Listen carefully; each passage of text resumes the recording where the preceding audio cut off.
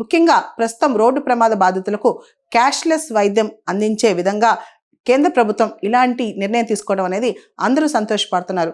Road ప్రమాదం జరిగిన వెంటనే ఎవరైతే యాక్సిడెంట్ గురయ్యారో వాళ్ళని హాస్పిటల్కి తీసుకెళ్ళినప్పుడు ఈ పథకం ద్వారా చికిత్స పొందితే కనుక ఆ చికిత్సకు ఖర్చు ఎంత అయిందో హాస్పిటల్కి నేరుగా క్లెయిమ్ చేసుకోవచ్చు అనమాట.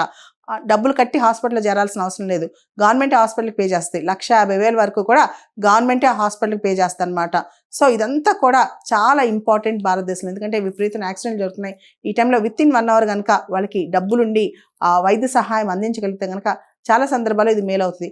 కొన్ని హాస్పిటల్స్కి వెళ్తే మనీ డిపాజిట్ కట్టేదాకా ఆ పేషెంట్ని అక్కడే కూర్చోబెడతారు. కాబట్టి ఆ ప్రాబ్లం లేకుండా గవర్నమెంట్ క్యాష్లెస్గా ముందు మీరు వైద్యం చేసేయండి, ఆ డబ్బులు మేము ఇస్తాము అని చెప్పడం అనేది 1,50,000 వరకు ఈ పిఎం రహాస్ స్కీమ్ యొక్క ముఖ్య ఉద్దేశం అనమాట.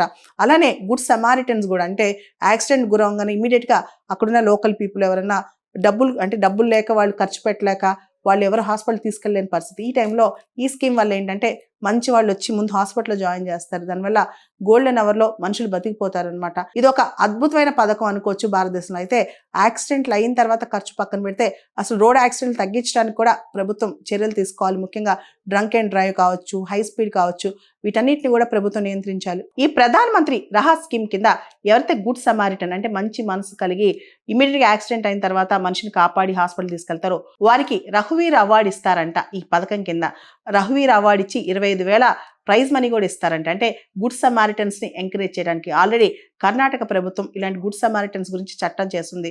అంటే ఎవరైతే హాస్పిటల్కి తీసుకెళ్లి కాపాడతారో, యాక్సిడెంట్ అయిన టైంలో వాళ్ళ పని ఆపుకుని వీళ్ళకి హెల్ప్ చేస్తారో వాళ్ళనే గుడ్ సమారిటన్స్ అంటామన్నమాట.